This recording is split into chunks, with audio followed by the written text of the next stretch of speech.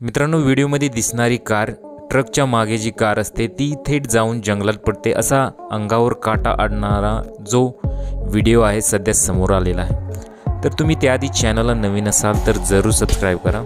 आणि तुम्हाला इथे दिसत आहे की व्हिडिओमध्ये काही गाड्या आहेत ज्या एका मोठ्या ट्रकच्या मागे रांगेत आहेत, ज्यामध्ये एक कार ट्रकच्या एकदम मागे धावत आहे। या ड्रायव्हरला कसाही मार्ग काढून ट्रकच्या पुढे जायचं असतं ओव्हरटेक करून, पण तेवढ्यात या कार चालकाचा कारवरील नियंत्रण सुटतो आणि कार रस्त्याखाली उतरते।